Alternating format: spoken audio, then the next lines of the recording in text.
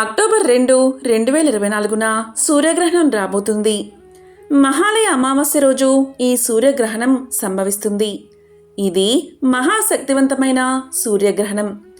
మహాభారతం కన్నా ముందు వచ్చిన సూర్యగ్రహణం మళ్ళీ ఇప్పుడు రాబోతుంది. అంటే 6000 సంవత్సరాల తర్వాత మళ్ళీ ఇలాంటి గ్రహణం వచ్చింది. ఈ గ్రహణం వల్ల ఈ 4 రాశులకు అఖండ రాజయోగం పట్టబోతుంది. ఈ గ్రహణం వీళ్లకు పట్టిందల్లా బంగారాన్ని ఇస్తుంది. అలాగే మరో 4 రాశులకు ఈ సూర్యగ్రహణం గండాన్ని తెస్తుంది. ఈ రాశివారు చాలా జాగ్రత్తగా ఉండాలి. మరి ఆ రాశులు ఏంటో, రాజయోగం పట్టే ఆ రాశులు ఏంటో, అలాగే జాగ్రత్తగా ఉండాల్సిన ఆ రాశులు ఏంటో ఇప్పుడు తెలుసుకుందాం. అదేవిధంగా ఈ సూర్యగ్రహణం మన భారతదేశంలో కనిపిస్తుందా లేదా, గ్రహణ నియమాలు పాటించాలా లేదా, గర్భిణీ స్త్రీలు జాగ్రత్తలు తీసుకోవాలా లేదా అనే పూర్తి సమాచారం కూడా ఇప్పుడు ఈ వీడియోలో తెలుసుకుందాం. అక్టోబర్ 2, 2024న సంభవించే సూర్యగ్రహణం అంగుళీయక సూర్యగ్రహణం.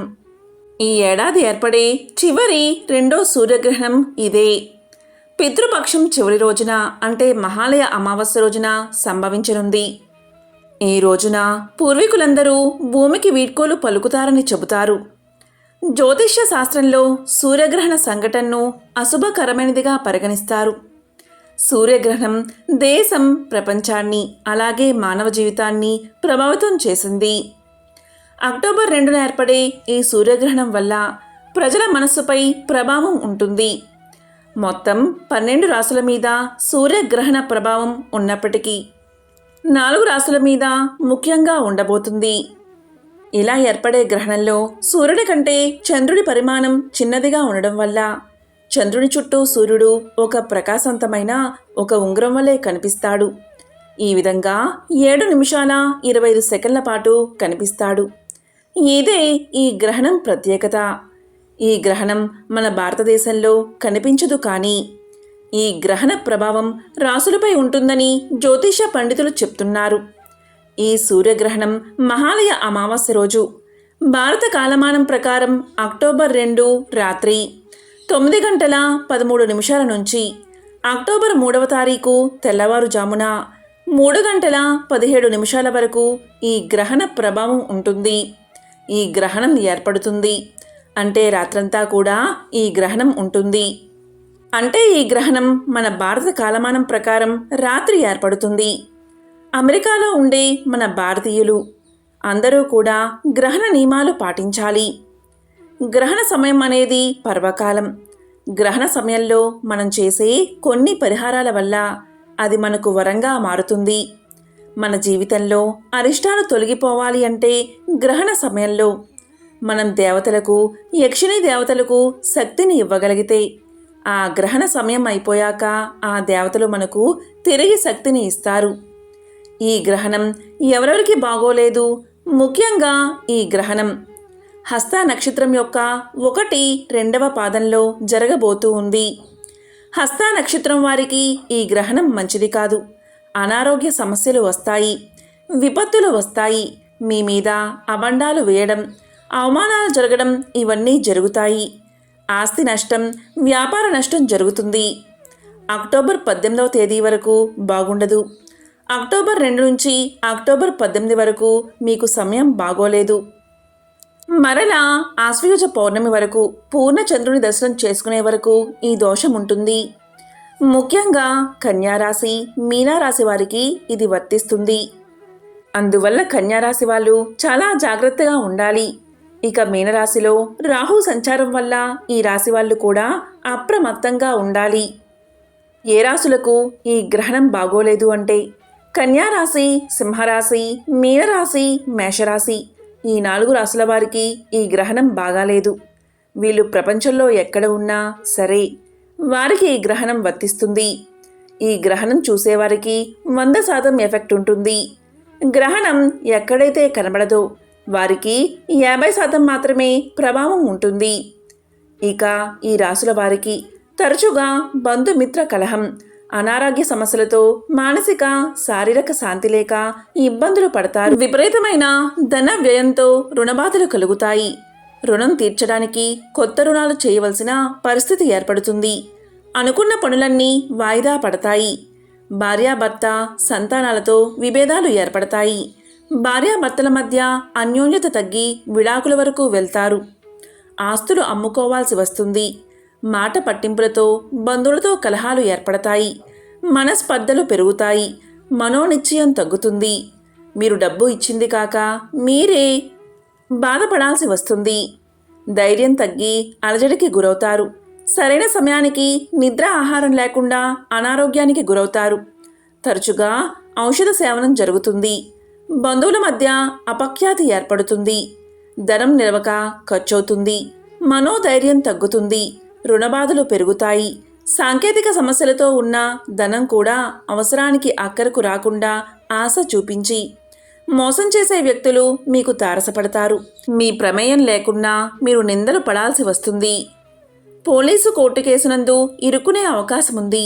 విలువైన వస్తువులు పోగొట్టుకునే అవకాశముంది. దొంగల భయం కలుగుతుంది. విలువైన డాక్యుమెంట్లు, ఆభరణాలు, వస్తువులు పోగొట్టుకుంటారు. మీరు కొన్న కొన్ని వస్తువులు పనికిరాకుండా పోతాయి. కాబట్టి ఈ రాశుల వారు జాగ్రత్తగా ఉండి గ్రహణ సమయంలో దైవారాధన చేస్తే గ్రహణ ప్రభావం తగ్గుతుంది. మరి ఈ గ్రహణం వల్ల ఎవరికి మేలు జరుగుతుంది అంటే కర్కాటక రాశి, మిథున రాశి, కుంభరాశి, వృశ్చిక రాశి ఈ 4 రాశుల వారికి ఈ గ్రహణం మేలు చేస్తుంది. ఈ గ్రహణం జరిగే చోట 100% మేలు జరుగుతుంది. ఎవరికైతే కనబడదో వారికి 50% మేలు జరుగుతుంది. ఉద్యోగంలో ప్రమోషన్లు చూస్తారు. భూలాభం కలుగుతుంది. గృహలాభం కలుగుతుంది. ఆస్తిపాస్తులు బాగా కలిసి వస్తాయి. సమస్యలన్నీ తొలగిపోతాయి. విద్య, ఉద్యోగం, వ్యాపార రంగాల్లో బాగా కలిసి వస్తుంది. శత్రు బాధలు నశించిపోతాయి. విశేషమైన రాజయోగం కలుగుతుంది. పడ్డ కష్టాలన్నీ తొలగిపోయి మంచి ఫలితాలను ఇస్తాయి. ఈ రాశుల వారికి పట్టిందల్లా బంగారం అవుతుంది. నిరుద్యోగులకు ఉద్యోగాలు వస్తాయి. వ్యాపారస్తులకు ఇక నుంచి కలిసి వచ్చి అన్ని లాభాలు అందుకుంటారు. కొందరు ముఖ్యమైన వ్యక్తులు దగ్గరవుతారు. రాజకీయ రంగంలో ఈ రాశి వారికి ఎదురే ఉండదు. ఉన్నత పదవులు వస్తాయి. మీరు కొనుగోలు చేసిన స్థిరాస్తి పెరుగుతుంది. మహోన్నతమైన ఆశయాలు కలిగిన వ్యక్తితో కలిసి పనిచేయాలనే మీ కోరిక ఫలిస్తుంది. విద్యార్థులకు ఉత్తమ ఫలితాలు వస్తాయి. మీరు కోరుకున్న మంచి ఉద్యోగం లభిస్తుంది. వీరు నిత్యం లక్ష్మీదేవికి దీపారాధన చేయడం వల్ల అన్ని పనుల్లో విజయం కలుగుతుంది. ఎంతో విలువైన భూమి మీకు తక్కువ ఖర్చుతోనే మీ సొంతమవుతుంది. ఆకస్మిక ధనలాభం కలిగే అవకాశాలు ఉన్నాయి. ఈ ఇంట్లో ఆర్థిక ఇబ్బందులు తొలగి డబ్బుకు ఇబ్బంది లేకుండా ధనం కలిసి వస్తుంది. వృత్తి ఉద్యోగాల్లో మీ బరువు బాధ్యతలు పెరుగుతాయి. కష్టపడి పనిచేయడం వల్ల అన్ని పనుల్లో విజయాలు అందుకుంటారు. శుభకార్యాలు ఆటంకం లేకుండా జరుగుతాయి. పెళ్లి ఆలస్యం అయ్యేవారికి ఈ సంవత్సరం పెళ్లి గడియలు వచ్చినట్లే. మీ ఆధ్వర్యంలో నిర్వర్తించే విద్యా సంస్థలు, సేవా సంస్థలు పురోగమనంలో ఉంటాయి. ఆధ్యాత్మిక రంగంలో ఉన్నవారికి మంచి పేరు ప్రఖ్యాతలు, ధనము లభిస్తాయి. మీ భాగస్వామితో ఏ పనైనా మొదలు పెడితే అది 100% విజయాన్నే కలిగిస్తుంది. తాత్కాలిక ఉద్యోగాలు చేస్తున్న వారికి శాశ్వత ఉద్యోగాలు కలుగుతాయి. ఈ గ్రహణం వల్ల మధ్యస్థ ఫలితాలు కలిగేది మకర రాశి వారికి, ధనస్సు రాశి వారికి, వృషభ రాశి వారికి, తులారాశి. కాబట్టి ఈ గ్రహణం కన్య, సింహ, మీన, మేషరాశి వారికి బాగోదు. కాబట్టి వీరు ఏం పరిహారాలు చెయ్యాలి అంటే జాతకంలో ఎవరికి అయితే సూర్యుడు, రాహువు లేదా సూర్యుడు, కేతువు కలిసి ఉంటే అలాంటి వారు దైవనామస్మరణ చేసుకోండి.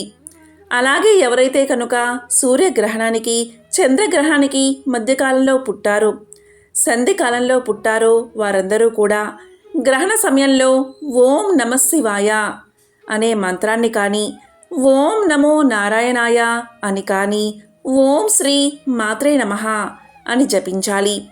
అలాగే లలితా సహస్రనామాన్ని జపించడం, విష్ణు సహస్రనామాన్ని చదువుకోవడం చెయ్యాలి. గర్భిణీ స్త్రీలు మాత్రం ఈ గ్రహణం వల్ల ప్రత్యేక జాగ్రత్తలు తీసుకోవాలి. గర్భిణీ స్త్రీలు బయటకు రాకూడదు. ఇంట్లోనే పడుకోవాలి. ఆహార నియమాలు ఏమీ లేవు. మాంసం తినకూడదు. ఇక ఈ గ్రహణం ఏ దేశాల్లో కనిపిస్తుంది అంటే నాసా వెబ్సైట్ ప్రకారం ఇది వార్షిక సూర్యగ్రహణం అవుతుంది. దక్షిణ అమెరికాలో కంకణాకార సూర్యగ్రహణం కనిపిస్తుంది.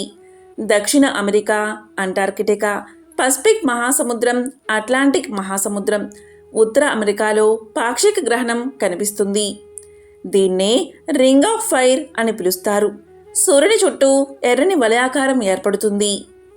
ఇక గర్భిణీ స్త్రీలు ఉన్న ఇంట్లో ప్రతి గడపకు రావి ఆకుల తోరణం కట్టుకోండి. అలాగే ఇంటిపై దర్బలు వేసుకోండి. ఇలా చేస్తే గ్రహణ ప్రభావం వల్ల విడుదలయ్యే విషకిరణాలు గర్భిణీ స్త్రీలను ఇబ్బంది పెట్టవు. అలాగే ఈ గ్రహణ సమయంలో గర్భిణీ స్త్రీలు బయటికి రాకుండా పడుకుని నిద్రపోవాలి. అక్టోబర్ 2న సంభవించే ఈ సూర్యగ్రహణం భారతదేశంలో కనిపించదు కాబట్టి దీని కారణంగా భారతదేశంలో సూతకాలం వర్తించదు. సూర్యగ్రహణానికి 12 గంటల ముందు, చంద్రగ్రహణానికి 9 గంటల ముందు సూతకాలం ప్రారంభమవుతుంది. ఈ సమయాన్ని అశుభంగా భావిస్తారు. ఎందుకంటే ఈ సమయంలో వాతావరణంలో నెగిటివ్ ఎనర్జీ ఎక్కువగా ఉంటుంది. రాహుకేతువుల శక్తి బలంగా ఉంటుంది. అందుకే ఈ కాలంలో తినడం, తాగడం అస్సలు చేయకూడదు. ఈ మహాలయ అమావాస్యలోపు మీకు కాకి కనిపిస్తే ఈ ఒక్క మాట అన్నారంటే మీ పితృదేవతలు సంతోషించి మిమ్మల్ని దీవించి వెళ్తారు. శనిదేవుడు సంతోషించి మీ దశ మార్చేస్తాడు. ఎందుకంటే శనిదేవుడి వాహనం కాకి. కాకి కనిపిస్తే ఈ ఒక్క మాట అన్నారంటే శనిదేవుడు మిమ్మల్ని అపర కుబేరుల్ని చేస్తాడు. పైగా ఇది మహాలయ పక్షం. మహాలయ పక్షంలో చివరి రోజే మహాలయ అమావాస్య. ఈ మహాలయ అమావాస్యలోపు మీకు కాకి కనిపిస్తే ఈ విధంగా చేస్తే చాలు, మీ పితరులు ఎంతగానో సంతోషిస్తారు.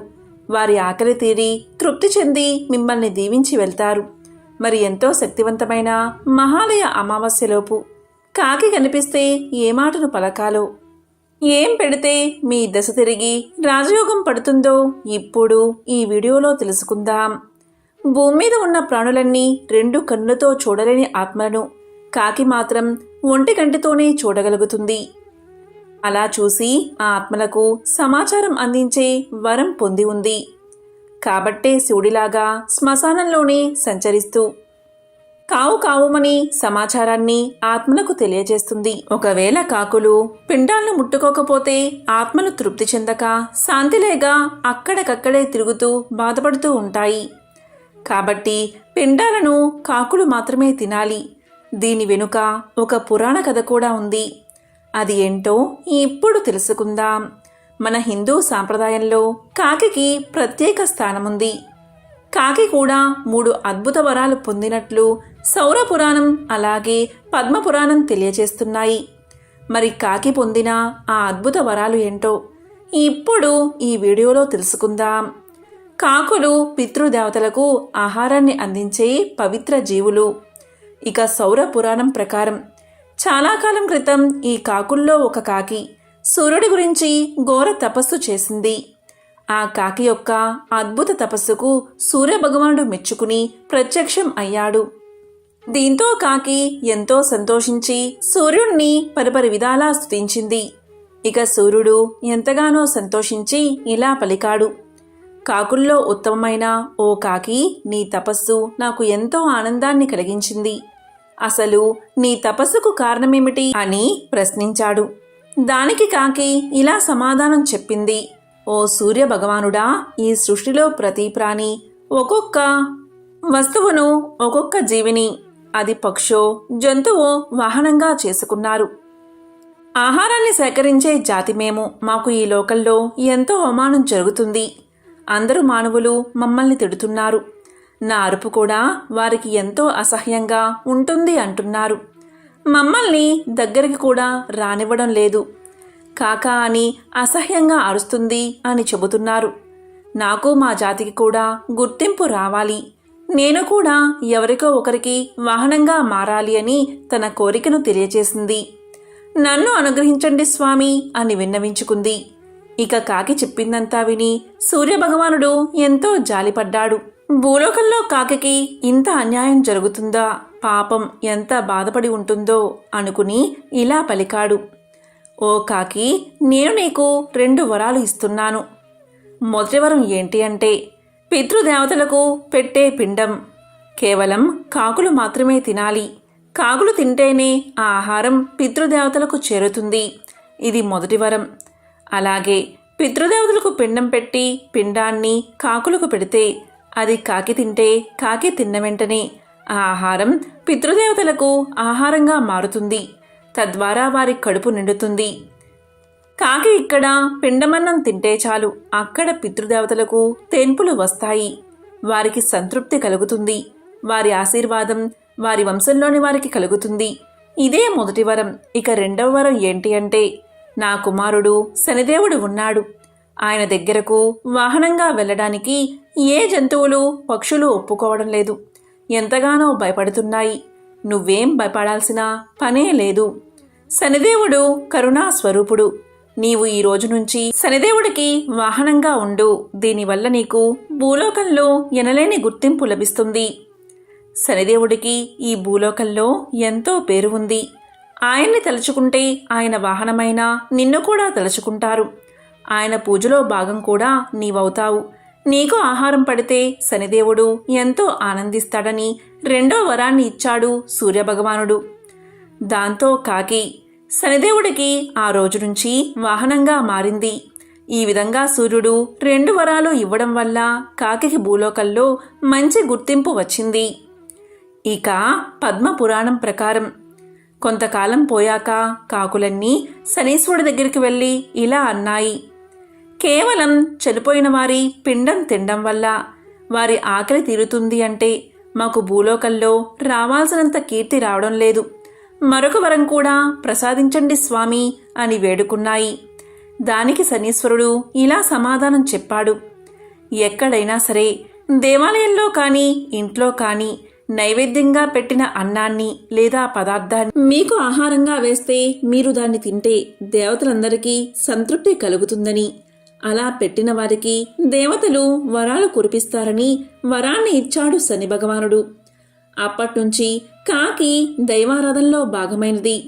ఇంట్లో లేదా దేవాలయంలో దేవుడుకు పెట్టిన నైవేద్యాన్ని కాకులకు భూలోకంలో పెట్టడం మొదలుపెట్టారు. దాంతో ఆ కాకులకు ఈ భూలోకంలో ఎనలేని కీర్తి వచ్చింది. దీంతో కాకులన్నీ ఎంతగానో సంతోషించాయి. కాబట్టి కాకికి ఆ సూర్య భగవానుడు అలాగే శనిదేవుడు ఇచ్చిన 3 వరాలు ఇవే. పితృదోషాలు అనేవి అనేకమున్నాయి. 24 రకాల పితృదోషాలు ఉన్నాయి. ఈ పితృదోషాల ప్రభావం ఉద్యోగం మీద, వ్యాపారం మీద, వివాహం మీద పడుతుంది. అలాగే దాంపత్యంలో గొడవలు, సంతాన సమస్యలు, ఇలా అనేక సమస్యలు ఉంటాయి. మానసిక, ఆర్థిక, శారీరక, కుటుంబ, వ్యాపారం, విద్య, ఇలా అనేక సమస్యలు పితృదోషాల వల్లే కలుగుతాయి. ఈ విధంగా 24 పితృదోషాలు ఉంటాయి. వాటిలో కొన్నిటి గురించి ఇప్పుడు తెలుసుకుందాం. పితృకారక గ్రహం రవి. ఈ రవికి భద్రశత్రువుగా ఉండే గ్రహం శని. కాబట్టి 12 స్థానాల్లో రవి ఎక్కడైనా ఉండని ఆ రవిని శని చూస్తున్నాడు అంటే శనికి 3 చూపులు ఉంటాయి. 3వ చూపు, 7వ చూపు, 10వ చూపు. అందులో 10వ చూపు ఉంటే ప్రభావం ఎక్కువగా ఉంటుంది. 3వ చూపుతో ఉంటే ప్రభావం తక్కువగా ఉంటుంది. 7వ చూపుతో ఉంటే సాధారణ ప్రభావం ఉంటుంది. అంటే రవిపైన శని చూపు పడ్డం కానీ, రవితో శని కలవడం కానీ ఇలాంటివి ఉంటే పితృదోషాలు కలుగుతాయి. దీంతో పాటుగా ఛాయాగ్రహాలు 2 ఉన్నాయి. అవే రాహుకేతువులు. కాబట్టి రవితో రాహు కలిసినా లేదా రవితో కేతు కలిసినా ఏ స్థానంలో అయినా సరే కలిసినా పితృదోషాలు కలుగుతాయి. ఈ పితృదోషాల పరిహారానికి అనేక మార్గాలు ఉన్నాయి. శ్రాద్ధ కర్మలు జరిగినప్పుడు పిండాన్ని కాకికి పెడతారు. ఎందుకంటే మరణించిన వారు తృప్తి చెందడానికి, అంటే పితృదేవతల సంతృప్తి కోసం ఇలా పెడతారు. అలాగే పితృదోషాలు తొలగిపోవడానికి కాకికి ఈ విధంగా కాకుండా వేరే విధంగా పెట్టాలి. ఈ మహాలయ పక్షంలో మీ మరణించిన పెద్దలకు ఏమి ఇష్టమో అవి ఒక ప్లేట్లో పెట్టి కాకికి తినిపించాలి. అంటే వారికిష్టమైన పదార్థాలను 4 లేదా 5 రకాలను ప్లేట్లో పెట్టి ఒక గ్లాసు నిండా నీరు పోసి కాకుకు పెట్టాలి. ఇవి కాకులు తిన్నాయి అంటే ఈ మహాలయ పక్షంలో మీ పితృదేవతలకు ఆకలి దప్పికలు తీరినట్లే. వారు ఎంతో సంతోషించి మిమ్మల్ని దీవించి వెళ్తారు. ఈ విధంగా ఆహారాన్ని కాకికి పెట్టే సందర్భంలో ఓం సం శనైశ్చరాయ నమః, ఓం సం శనైశ్చరాయ నమః, ఓం సం శనైశ్చరాయ నమః అనే మంత్రాన్ని 3 సార్లు పఠించాలి. ఈ మహాలయ పక్షంలో లేదా మహాలయ అమావాస్య రోజు ఇలా చేస్తే మీ పితృదేవతలు సంతోషించి మిమ్మల్ని దీవించి వెళ్తారు. ఈరోజు ఆహారాన్ని పెట్టేటప్పుడు ఉండ్రాలను కాకికి పెట్టండి. మధ్యాహ్నం పూట ఇలా కాకికి ఉండ్రాలను ఆహారంగా పెడితే చాలా మంచిది. గణపతికి ఎంతో ఇష్టమైన ఉండ్రాలను కాకికి పెడితే పితృదోషాలు తొలగిపోతాయి. ఏ జాతకులైతే వారి జాతకంలో పితృదోషంతో బాధపడుతున్నారో లేదా పితృదేవతల ఆశీర్వాదం కావాలని కోరుకుంటారో అలాంటి వారు మహాలయ పక్షంలో మధ్యాహ్నం పూట ఏ రోజైనా సరే ఇలా ఉండ్రాలను కాకికి ఆహారంగా పెట్టవచ్చు. ఈ విధంగా చేస్తే పితృదోషాలు తొలగిపోతాయి. పగలు 12 గంటల పాటు మన మధ్య తిరిగే కాకి మన దైనందిక జీవితాన్ని శాసించగలదు. కాకి గురించి శకునాలు కూడా ప్రచారంలో ఉన్నాయి. పగలు 12 గంటల పాటు మన మధ్య తిరిగే కాకి మన దైనందిక జీవితాన్ని శాసించగలదు. కాకి గురించి శకునాలు కూడా ప్రచారంలో ఉన్నాయి. శరీరం రంగు నల్లగా ఉంటే కాకిలా నల్లగా ఉన్నారు అంటారు. అదే గట్టిగా గోల చేస్తూ అరిస్తే కాకిలాగా అరుస్తావెందుకు అని మందలిస్తారు. అదేవిధంగా కాకి తలపై తన్నితే దోషమని చాలామంది భయపడతారు. మరొక వైపు కాకిని పితృదేవతలకు ప్రతినిధిగా కూడా పిలుస్తారు.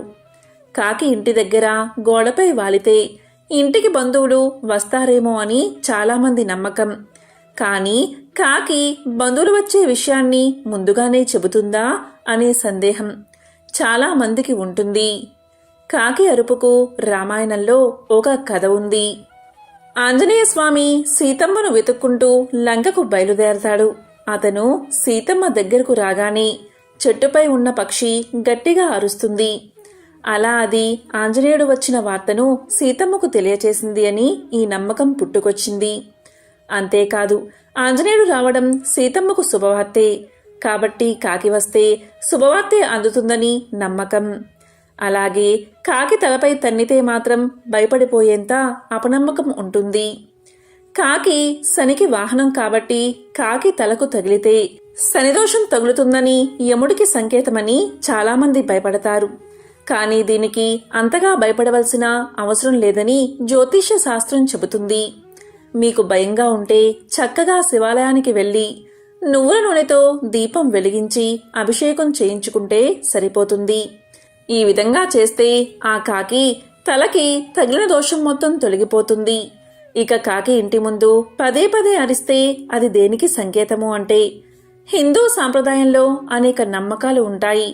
మనం ఇంటి నుంచి బయటకు వెళ్ళినప్పుడు కొన్ని జంతువులు ఎదురైతే శుభం కలుగుతుందని, మరికొన్ని జంతువులు ఎదురైతే అశుభం కలుగుతుందని శకున శాస్త్రం చెబుతుంది. అదేవిధంగా కాకి గురించి కూడా చాలా విషయాలు ఉన్నాయి. మన పూర్వీకులు చెప్పిన దాని ప్రకారం చూస్తే మనిషి జీవితం కాకితో ముడిపడి ఉంటుందని విశ్వాసం. అలాగే చనిపోయిన మన పూర్వీకులు కూడా కాకి రూపంలో తిరుగుతారని నమ్మకం. మనం ఏదైనా పని మీద వెళ్ళేటప్పుడు కాకి వచ్చి గట్టిగా అరిస్తే మీరు చేపట్టబోయే పనులు విజయవంతంగా పూర్తి చేస్తారని సంకేతం. అదేవిధంగా నీళ్లు నిండుగా ఉన్న కుండపై కాకిని ఎవరైనా చూస్తే వారు త్వరలోనే ధనవంతులు అవుతారని జ్యోతిష్య శాస్త్రం చెబుతుంది. నోటితో దేన్నైనా పట్టుకుని కాకి మనిషిపై పడేస్తే అది అశుభానికి సంకేతం. కాకి మాంసం ముక్కను పట్టుకుని వెళుతూ కింద ఏ వ్యక్తిపై అయినా పడేస్తే ఆ వ్యక్తికి ఆపద వస్తుందని ఒక నమ్మకముంది. కాకి ఎగురుతూ వచ్చి ఒక వ్యక్తిని తాకితే ఆ వ్యక్తి అనారోగ్యానికి గురవుతాడట. కాకులన్నీ ఒక సమూహంగా ఏర్పడి ఒక స్థలంపై కూర్చుని అరిస్తే ఆ స్థల యజమానికి కానీ లేదా ఆ చుట్టుపక్కల ఉన్నవారికి కానీ సమస్యలు ఎదురవుతాయని నమ్మకం. ఒక వ్యక్తి తల మీద కాకి వాలితే వారు సమాజంలో గౌరవాన్ని కోల్పోతారట. అదేవిధంగా మహిళ ఒళ్ళో కానీ తలపై కానీ కాకి నిల్చుంటే ఆమె భర్త సమస్యల్లో పడతాడని సంకేతం.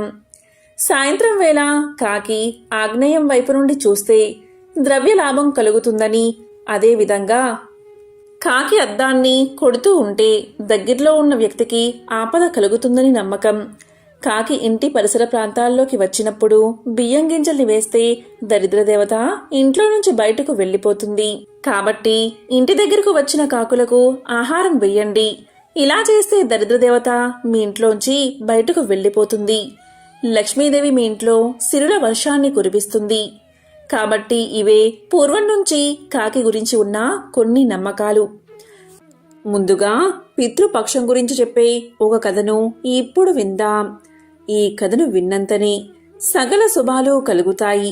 ఇది రామాయణ అంతర్గతమైన ఉత్తరాఖండలో సవివరంగా వివరించబడిన కథ. ఒకసారి రావణాసురుడు తన అన్నగారైన కుబేరుణ్ణి యుద్ధంలో ఓడించి ఆయనకు వరప్రసాదంగా లభించిన పుష్పక విమానమెక్కి ప్రపంచమంతా తిరుగుతూ ఒకసారి ఒక దేశానికి చేరుకున్నాడు. అక్కడ మరుత్తుడు అనే మహారాజు దేవతలతో కలిసి యజ్ఞం చేస్తూ కనబడ్డాడు. అప్పుడు రావణుడు అక్కడికి వస్తున్న విషయం దేవతలంతా గమనించి పశుపక్షులుగా మారిపోయారు. ఇంద్రుడు నెమలిగాను, యమధర్మరాజు కాకిగాను, కుబేరుడు తొండగాను, వరుణుడు హంసగాను మారి పలాయనం చిత్తగించారు. ఇక రావణాసురుడు అపవిత్రమైన కుక్కలా ఆ యజ్ఞశాల్లోకి ప్రవేశించి మరుత్తు మహారాజుతో ఇలా పలికాడు. తాను కుబేరుడి తమ్ముడినని, అతన్ని ఓడించి పుష్పక విమానం గెలిచాను అని పరిహాసంగా మాట్లాడుతూ యుద్ధానికి రమ్మని కవ్వించాడు. అప్పుడు మహారాజు యుద్ధానికి సన్నద్ధుడు అవుతూ ఉండగా ఆ యజ్ఞహోత అయిన మహర్షి ఇలా పలికాడు. ఓ మహారాజా, ఇది ఈశ్వర ప్రీతి కోసం చేస్తున్న యాగం. మధ్యలో ఆపితే అది వంశనాశనం అవుతుందని వారించాడు. ఇక అతను యుద్ధ ప్రయత్నాన్ని విరమించి త్యాగానికి సిద్ధపడ్డాడు. ఇక రాజు ఓడిపోయాడని రావణుడు ప్రకటించుకుని అక్కడున్న ఎంతోమంది మహర్షులను తన రాక్షస పరివారంగా భుజించి వెళ్ళిపోయాడు. ఇక రావణుడు వెళ్ళిపోయిన తర్వాత ఈ ఇంద్రాది దేవతలు ఆ రూపాలను త్యజించి వారి వారి రూపాల్లోకి వచ్చారు. అప్పుడు ఇంద్రుడు నెమలిని చూసి ఇలా పలికాడు. మీ జాతికి సర్పాల వల్ల ఎటువంటి భయమూ ఉండదు. నీ నెమలి పింఛానికి 1000 కన్నులు ఉంటాయి. నీవు నేను మేఘం రూపంలో వర్షిస్తూ ఉంటే అందంతో ఆనందంతో పొంగి పింఛాన్ని విప్పి ఆడుతూ ఉంటావు అని వరాన్ని ప్రసాదించాడు. అంతకుముందు కేవలం నీలంగా ఉన్న ఆ పింఛం అప్పట్నుంచి ఇంద్ర ప్రభావం వల్ల కన్నులతో అందంగా కనబడడం ప్రారంభించింది. తరువాత యమధర్మరాజు కాకితో ఇలా అన్నాడు. ఓ వాయసమా, నీ రూపం ధరించి నేను హాయిగా ఉన్నాను. నీకు ఏ రోగాలు ఉండవని వరాన్ని ప్రసాదిస్తున్నాను. మిగిలిన ప్రాణులకు నా ప్రభావం వల్ల రోగాలు వస్తాయి, కానీ నీకు ఏ రోగాలు అంటవు. నా లోకంలో చేరిన మానవులందరూ ఆకలి దప్పులతో అలమటిస్తూ ఉంటారు. పిండ ప్రదానం చేసిన తర్వాత ఆ పిండాలు మీరు ముడితే అప్పుడు పితృదేవతలు శాంతిస్తారు. వారి ఆకలి కూడా తీరుతుంది అని అన్నాడు యమధర్మరాజు. ఈ కథ విన్నంత చేతనే సకల శుభాలు కలుగుతాయి. మీకు పితృదేవతల సంపూర్ణ అనుగ్రహం కలుగుతుంది. తద్వారా వంశాభివృద్ధి కలుగుతుంది. దీనికి సంబంధించిన మరొక విశేషమైన కథను ఇప్పుడు తెలుసుకుందాం. ఒకానొకసారి కొడుకు తండ్రికి పిండం పెట్టి 2 గంటల నుంచి ఎదురు చూస్తూ ఉన్నాడు. కానీ ఒక్క కాకి కూడా వచ్చి దాన్ని ముట్టడం లేదు. కర్మకాండకు వచ్చిన బంధువులకు కూడా విసుగు పుడుతుంది.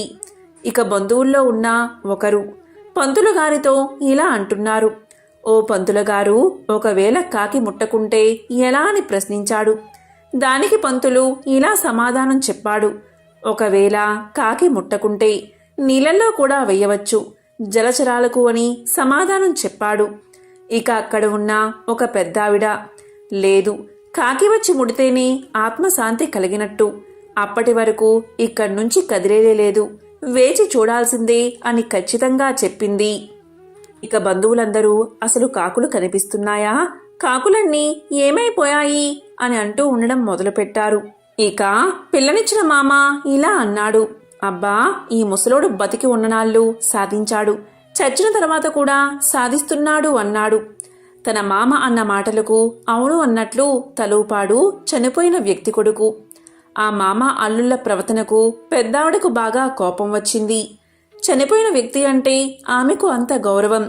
పేదరికంలో పుట్టినా కష్టపడి పైకి వచ్చాడు. కొడుకు 10వ తరగతిలో ఉన్నప్పుడు భార్య చనిపోయినా ఎంతమంది ఎంత చెప్పినా మళ్ళీ పెళ్లి చేసుకోలేదు. కొడుకును బాగా చదివించాడు. కొడుకు పెద్ద ఉద్యోగంలో ఉండి ఊళ్ళకు తిరుగుతూ ఉండడం వల్ల కొడుకు వద్దకు వెళ్లకుండా ఊర్లోనే ఒంటరిగా జీవితాన్ని సాగించేవాడు. కొడుకుకి కూడా ఆస్తిపాస్తులు బాగానే సంపాదించి పెట్టాడు. ఇక 3 సంవత్సరాల కిందట మంచం పట్టాడు. చేసేది లేక కొడుకు తండ్రిని తీసుకెళ్లి తన దగ్గరే ఉంచుకుంటున్నాడు. ఇక కొడుకు ఆమె భార్య కోరికపై తన అత్తగారి కుటుంబంతో కలిసి విహారయాత్రకు వెళ్ళాలి అనుకున్నాడు. ఇక తండ్రిని ఎక్కడ ఉంచాలి అనే సందేహం వచ్చింది. తిరిగి వచ్చే 10 రోజుల వరకు ఏదైనా వృద్ధాశ్రమంలో ఉంచుదామని సలహా ఇచ్చాడు తోడలుడు. లేదు, ఇలా మంచం మీదనే ఉండేవాళ్లను తీసుకోరు, అదీ కాక ఇతర దృష్టిల్లో కూడా బాగుండదు అని భార్య చివరకు అనేకం జరిగిన తర్వాత ముందర ప్రత్యేకంగా ఉన్న గదిలోకి తండ్రిని మార్చి ఇళ్లకు తాళం వేసుకుని 10 రోజుల వరకు తండ్రిని చూడడం కోసం ఒక వ్యక్తిని కిరాయికి మాట్లాడి విహారయాత్రకు బయలుదేరారు అంతా.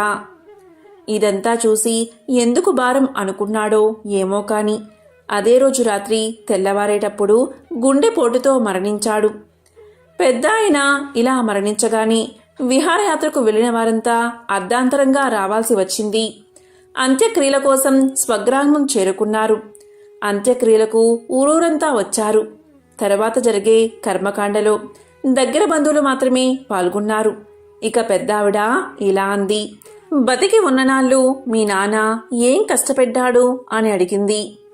నీకేం తెలుసు అత్తమ్మ, 3 సంవత్సరాల నుంచి ఎంత నరకం చూస్తున్నామో, ఈ 6 నెలల నుంచి మరీను.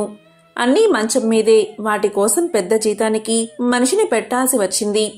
వారు రాత్రి మాటలు ఉండరు కదా, రాత్రంతా మేమే సేవ చెయ్యాల్సి వచ్చేది అన్నాడు కొడుకు సమాధానంగా. అదొక్కటేనా?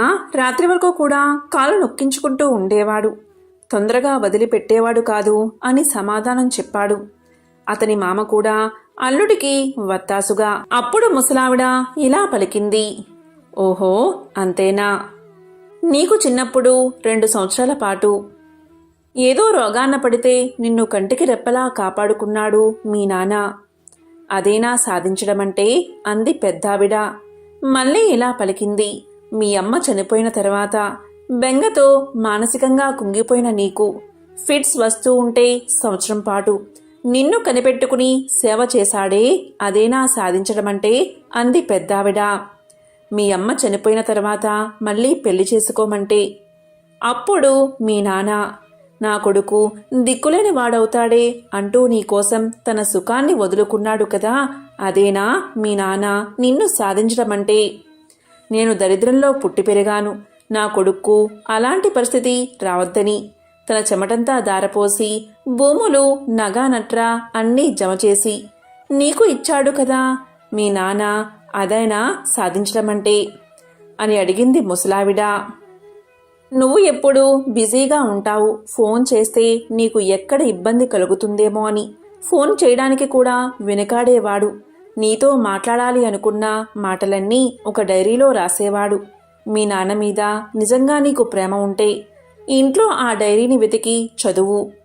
పగలనక రాత్రనక కష్టపడి నీకోసం 30 ఏళ్లు సేవ చేశాడు. నీకు ఎలా తెలుస్తోందిలే మీ నాన్న విలువ. తండ్రి కష్టం, విలువ, బంధం చూస్తేనే కదా తెలిసేది. చూసినా తెలుసుకునే కాలం కూడా మీకు లేదు. ఇలా ముసలావిడ చెప్పింది. చెబుతూ వెక్కి వెక్కి ఏడవగా అది విన్న కొడుకు నిజంగా గుండె పగిలేలా మనసు నిండా తండ్రి గుర్తొచ్చి, తండ్రి ప్రేమ గుర్తొచ్చి, తండ్రి చేసిన త్యాగాలు గుర్తొచ్చి తన జీవితమంతా కళ్ళ ముందు కదిలి పశ్చాత్తాపంతో ఏడవడం మొదలుపెట్టాడు. అతన్ని చూసిన కోడలు, వియ్యంకుడు, బంధువులందరూ కూడా ఏడవసాగారు. అప్పటి వరకు ఎక్కడా కనబడిన కాకులు ఒక్కసారిగా వచ్చి ఆ పిండాన్ని తిన్నాయి. అప్పుడు ఆ పెద్దాయన ఆత్మ శాంతించింది. ఈ కథను ఎవరైతే వింటారో వారికి సకల శుభాలు కలుగుతాయి. పితృదేవతల ఆశీస్సులు వారికి కలుగుతాయి. మరి ఎంతో శక్తివంతమైన ఈ మహాలయ పౌర్ణమి రోజు మీకు ఏ సమయంలో అయినా కాకి కనిపిస్తే మీరు ఏం చెయ్యాలి అంటే అన్నంలో కొన్ని నల్ల నువ్వులు కలిపి కాకులకు ఆహారంగా పెట్టండి. అలా చనిపోయిన వారికి ఆహారాన్ని పెట్టడం వల్ల పితృదేవతలు సంతోషించి మిమ్మల్ని మీ కుటుంబాన్ని దీవిస్తారు. ఇక ఈ మహాలయ పక్షంలో కాకి ఎక్కడ కనిపించినా సరే మీరు అన్నంలో కొన్ని నల్ల నువ్వులు కలిపి వాటిని కాకికి ఆహారంగా పెట్టండి. ఇలా పెడితే మీ ఇంట్లో చనిపోయిన పూర్వీకుల ఆకలి తీరి వారు స్వర్గానికి వెళ్తారు. ఈ విధంగా మీరు పెట్టిన నల్ల నువ్వులు కలిపిన అన్నాన్ని కాకులు తిన్నాయి అంటే మీ దశ మారిపోతుంది. మీ పితృదేవతల ఆశీస్సులు మీకు కలిగి వంశాభివృద్ధి ఉంటుంది. సకల శుభాలు కలుగుతాయి. పితృదేవతలు సంతోషిస్తే వంశాభివృద్ధి ఉంటుంది. పితృదేవతల శాపం తగిలితే అంత మంచిది కాదు.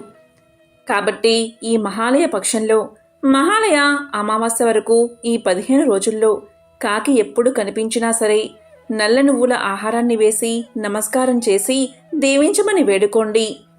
దీనివల్ల వంశాభివృద్ధి కలుగుతుంది. మీరు చేసే పనుల్లో ఆటంకాలు తొలగిపోతాయి. విజయాలే కలుగుతాయి. ఇంట్లో కుటుంబంలో ఉన్న గొడవలు తొలగిపోతాయి. మీరు పట్టిందల్లా బంగారమే అవుతుంది. కాబట్టి మహాలయ అమావాస్యలోపు మీకు ఎప్పుడైనా సరే ఎక్కడైనా కాకి కనిపిస్తే ఇటువంటి పరిహారాలు పాటించి శనిదేవుడి సంపూర్ణ అనుగ్రహాన్ని పొందండి. ఓం సం శనైశ్చరాయ నమః.